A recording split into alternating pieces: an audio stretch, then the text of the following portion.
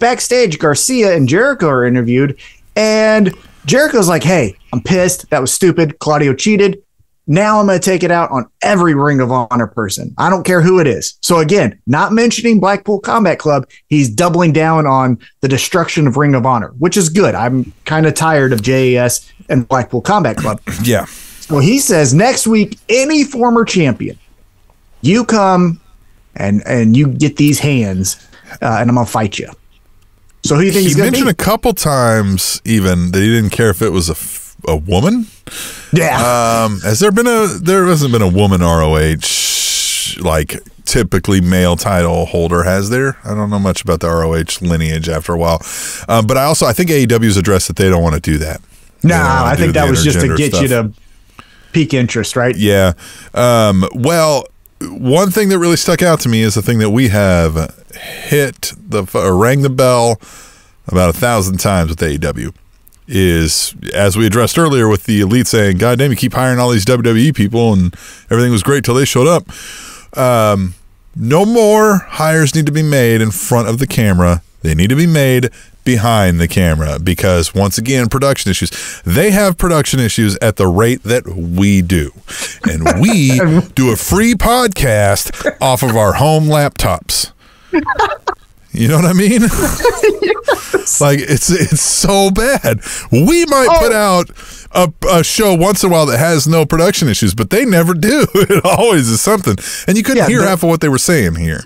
The microphone was out. You saw the boom mic underneath the camera.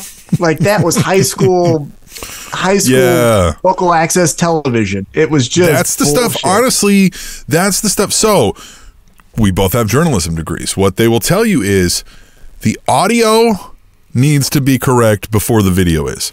People will change the channel faster when the audio goes bad than they do when the video goes bad. Mm-hmm. So it's just one of these things where it's like if you're not again, mistakes will happen. You can do everything you think, and XFL somebody pulls the plug on a generator or whatever. You know what I mean? Like whatever happens, but it was bad. But at least they got it kind of under control, and they played it off well. You could tell Tony was flustered, and they start giving him shit, and he's yelling back, and you got the gist of it. The Jericho Appreciation Society, however, it did hit me with a visual that they have so many members that this looked like soap opera actors accepting a daytime Emmy up here on this interview. It was like 12 motherfuckers out here on stage, and it was like, all right, well, we can cut Hager and a few of these off to the side for this interview. Oh, if I had my way, again, I'm going to put the pencil back in my hand. The one thing that I'm doing that I feel like saying on this podcast for about a year now is make me miss Chris Jericho. I know that apparently he is the highest paid, or before Punk, he was the highest paid. Now he's second or whatever it is, but like he's up there. So you got to get your money's worth.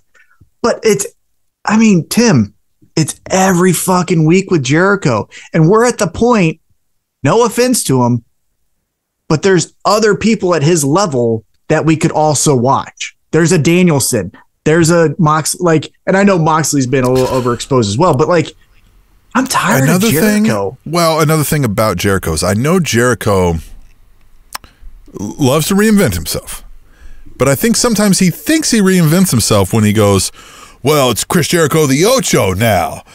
When that's the same thing as Le Champion, right? Can we say it you have not changed gimmicks since you came into AEW, right? It's been you did the Painmaker. It's been but still, I mean that was it's still like I'm a superstar, I'm the best. I've got this crew of fucks to help elevate me, which is a great, fine story. I mean, we tell that with aging veterans all the time, right? Like, I keep my status elevated by having younger people do the work for me. But we're not telling that part of that story enough, right? We did with the whole Sammy Guevara thing for a little bit, I think, right? And then the split up with him and MJF and kind of those things but he's not using these people enough, if that makes sense for me. That's the part is, again, I don't like WWE. Everyone knows that.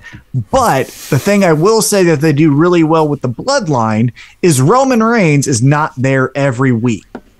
Yeah. So it makes me understand that when you say Roman Reigns is on this Friday, something's going to happen. But when Chris Jericho is wrestling the matches and then is the leader, It's too much. That's where we need Matt Menard in that match with Daniel Garcia. That's where we need Cool Hand Parker or whatever his name. Like, or even, I mean, you said it sucks, but like someone else. You said it, Matt Menard. That guy, more of that guy, right? But yeah, if you didn't catch AEW Dark Elevation this week, yeah, very fucking good commentary, Matt Menard. But anyway, but like you're saying, it's this idea of like him leading the faction should also build the people in the factions, and MJF took advantage of it when he was in there, but that was because he was in there by design for that moment. Right. So it's just, he should be using these people a little more. Like with Roman Reigns, we get that, like, he seems to not really give a fuck about these people. He's got them gaslit into believing this is about the family and lineage and the whatever, but it's about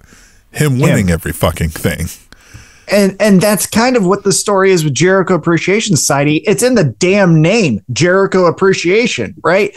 And so let's have these guys appreciate Jericho a little bit more by having them do the stuff. And Jericho doesn't need to be seen this week. That's the part where I'm getting, I don't need to see him. I don't need, again, make me miss you. Go away for like 3 months. And I'm like, man, remember Jericho was doing that singing thing with MJF? I wish he would do something like that. And then he comes back and does whatever. Even if it wasn't 3 months, like you said, with Roman Reigns, if we got it where Jericho was here 1 week and then 2 weeks, maybe he wasn't. And then maybe 2 weeks he was, and then a week he wasn't, and then a week he was, and then a week he wasn't, and then 2 weeks he was, and then 2 weeks, you know what I mean? Like, just switch it up. You can still advance the storyline with, hey, Jericho's, because again, he's the rock star. He's jet setting all over. And they go, Matt Menard and Cool Hand, whatever his name is, are in the back. And here's how Matt Menard is so good. We don't forget his fucking name, right? We forget the other guy's name, who's good. We like him. Oh, great. He does all those things, but anyway. So somebody's like, where's your fucking boy? I'm going to kick his ass. And they're like, hey, he's too fucking busy. He's over in Japan signing fucking contracts. Fuck you, right? Like, that's what you get. And then they're like, all right, well, then we're kicking your ass. Be like, you think you're kicking our ass? Bring it. Mm-hmm. This is easy. This is not hard.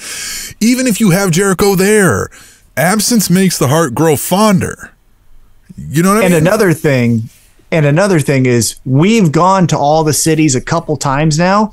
Everyone sang the fucking song. I get that some people bought the tickets the first time around right after the pandemic because we all wanted to sing the song. I was one of them. I wanted to go. I wanted to sing the song. But they've been to Kansas City twice now. Like the second time, I didn't need to fucking hear it. And so that's what I'm getting at is, go away, pal.